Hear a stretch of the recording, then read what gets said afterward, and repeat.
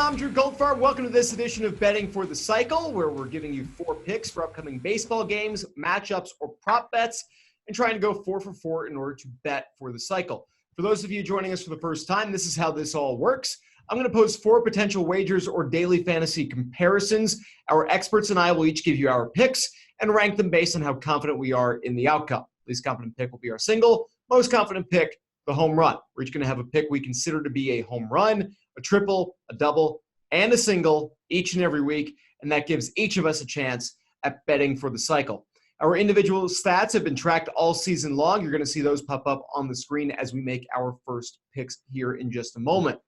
As always, I'm joined by Taylor Smith and Jim Beviglia. Guys, let's begin with daily fantasy this week. As we sit here recording this, there are 5 players with 40 or more home runs in Major League Baseball. 2 of those players, Cody Bellinger and Christian Yelich, are battling it out for NL MVP honors this season. Bellinger's Dodgers host the San Francisco Giants this weekend, while Yelich and the Brewers welcome the Chicago Cubs to Miller Park. Taylor, looking at the games from Friday to Sunday, which player makes for the better daily fantasy option overall for the weekend? So according to ESPN, the Dodgers are going to face Jeff Samardzija, Tyler Beede, and Derek Rodriguez. The Brewers are taking on Cole Hamels, Yu Darvish, and Kyle Hendricks. That's a pretty big gap in talent, I think, between the starting pitchers for both teams. So I'll take Bellinger. It's kind of a toss-up either way. They're both obviously, the 2 best hitters in the NL this season. So I don't feel great about it, but I'll take Bellinger with the matchup advantage, and I'll make it my triple. Jim? Yeah, when I was looking at the splits, it was interesting because Bellinger's pretty great against righties and lefties, pretty great at home and on the road, very even.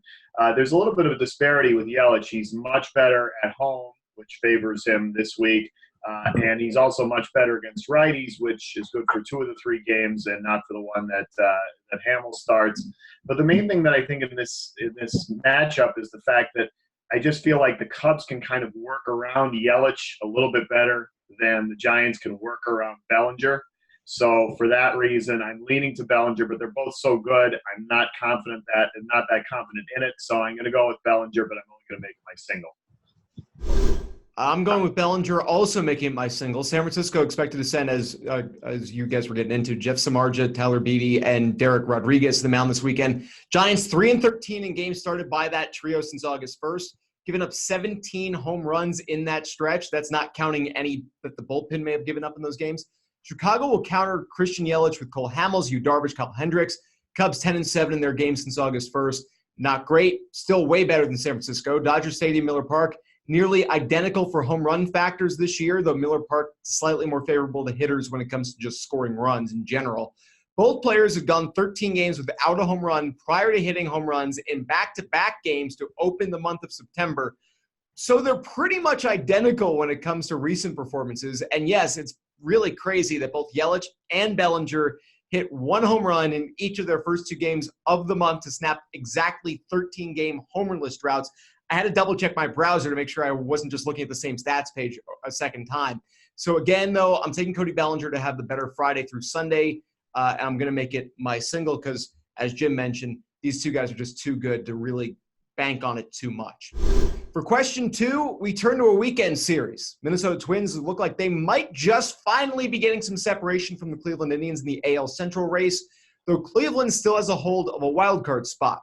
These 2 teams will play 3 games this weekend in Minnesota. So, Jim, which team picks up the series win? Yeah, I looked at this series and, looked for home road advantages and things like that. And it was funny because the Twins are actually a much better team on the road than at home. They're a good team at home, but the Indians' record on the road is similar to what the Twins do at home. So I don't think there's a real advantage there. And the Indians just last month took, I think, 3 out of 4 from the Twins in Minnesota. So there's precedent there. The pitching matchups, I feel like they're kind of balanced the first 2 games, but then the last game you have Clevenger for the Indians going against probably a bullpen game for the Twins.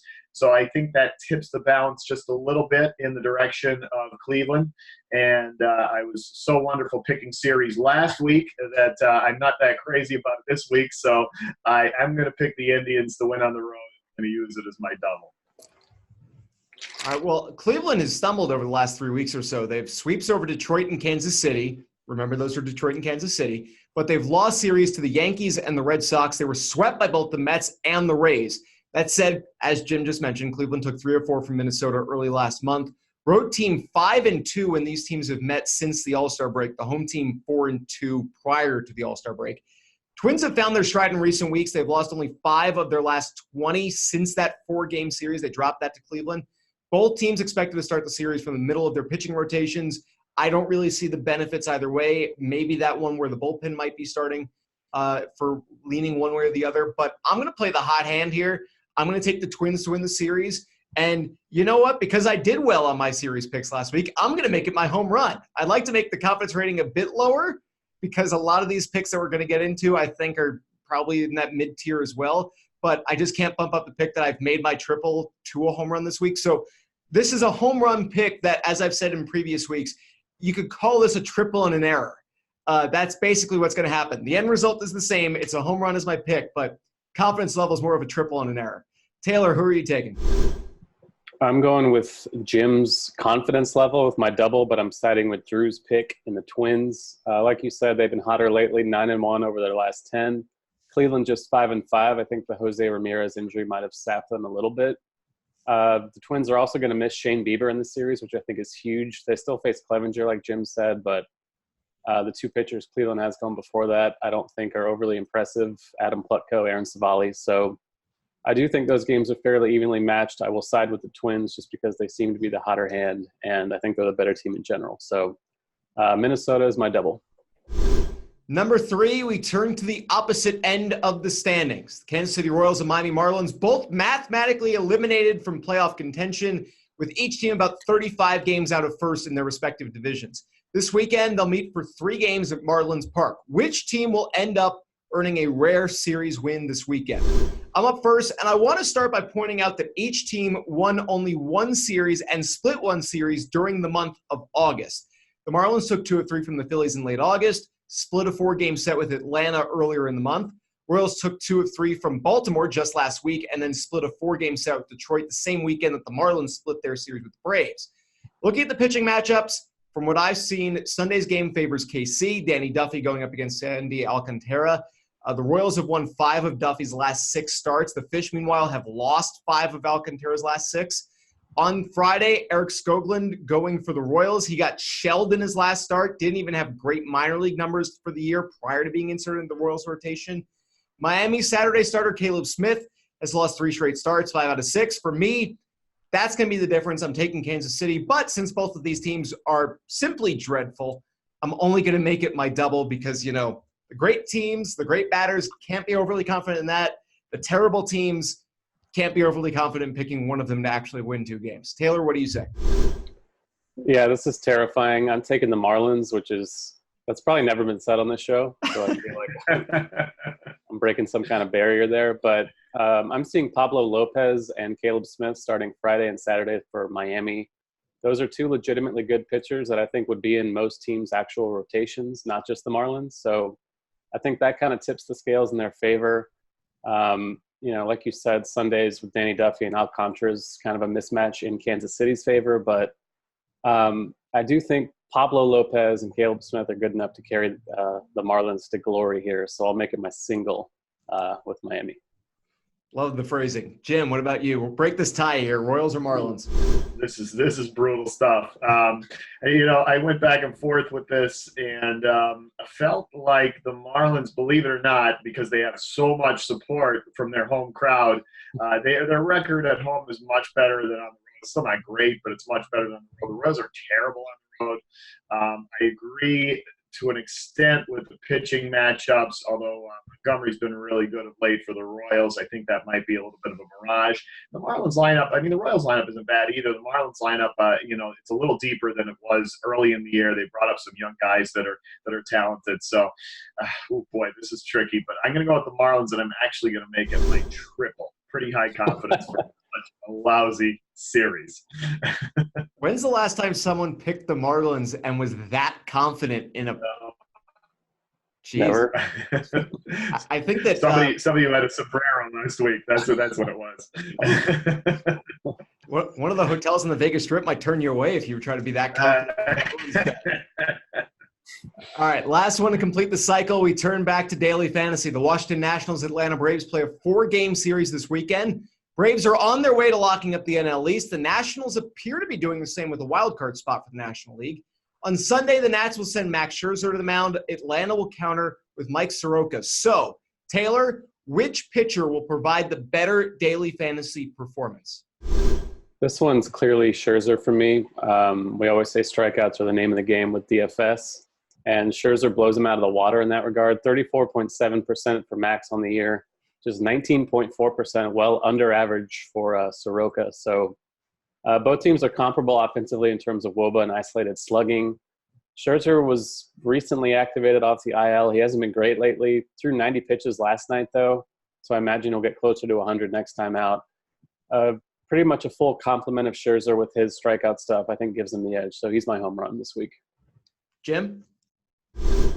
Yeah, I hate to make a single game a home run pick, but I'm kind of with Taylor on this. You know, you mentioned the strikeouts. So Scherzer hasn't pitched great since he's come back from his back injury. But even with that, I think 14 and a third innings, 18 strikeouts. So the strikeout rate hasn't gone anywhere, even though the results have been a little bit lower than usual.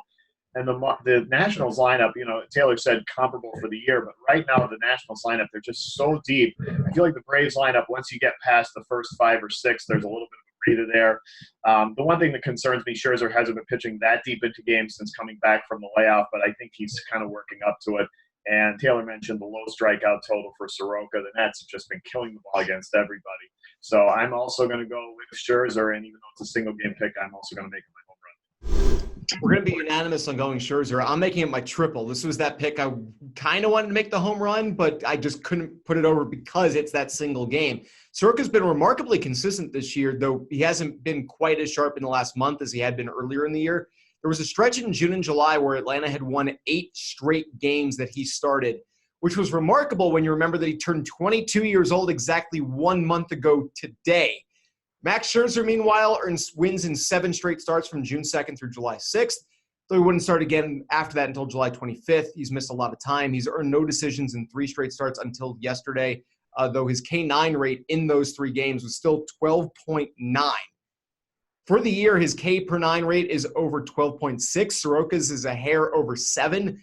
Only 5 times this year has Soroka pitched at least 5 innings and averaged at least 1 strikeout per inning. 3 of those times came in his first 3 starts of the year, so it's been a long time. I'm taking the veteran Scherzer as my triple because you can't bank on a win for either pitcher in a matchup like this when the teams are this good and they're competitive and you don't know how deep Scherzer is going to go. But Scherzer is good for big strikeout numbers. Manager Dave Martinez said going into his last start that the pitch count that has hampered Scherzer's fantasy numbers lately is being raised to 90+. So I don't know if that'll go towards 100 or if it'll still be above 90. Either way, I'm not nearly as worried about Scherzer leaving in the 4th or 5th inning and not having an opportunity to get a W as I would have been a week ago. So he is my pick. He's my triple for the week just because couldn't make a single game pick with a guy who's been on the IL as much recently as he has a home run pick. Before we wrap things up, checking back in on our World Series picks, I've got Atlanta at plus 420 to win the National League, Houston plus 170 to win the AL. At the moment, the Braves plus 270, Astros minus 140. So I'm going to be sticking with what I've got. Taylor, like I said, Houston now minus 140. You've got them locked in at plus 180. Dodgers are locked in for you at plus 170. LA also at minus 140 to win the NL. So any chance you're thinking of abandoning ship on either of these teams as heavy favorites in their respective leagues? No, I'll give my same kind of thought to the Nationals as I did last week. Plus 650 to win the NL is pretty interesting, especially with the way they've looked lately. But I can't go away from the Dodgers. I can't go away from the Astros, so I'm sticking with it. The value seems to just be too good at that point. And, Jim, I'm going to guess that's probably the same thing because you've locked in the Astros and the Dodgers, plus 170 on LA, plus 150 on Houston. Do you want to maybe consider the Nationals, consider joining the Braves with me? Hey, yeah, you know, the Nationals are tempting because, you know, they have the 3 outstanding starting pitchers. I just wish they could get some kind of performance from their bullpen. Just day after day, their bullpen lets them down, and that's a big part of the postseason. So until I see that kind of turnaround, I can't leave the Dodgers, so I'm going to stick with what I have. And that'll do it for this week's edition of Betting for the Cycle. Make sure to like, share, and subscribe to the Odds On Favorites YouTube channel. And check back next week where we'll show you the stats of how we did and give you our latest picks. For Jim Beviglia and Taylor Smith, I'm Goldfarb. Thank you so much for watching. We'll see you next time.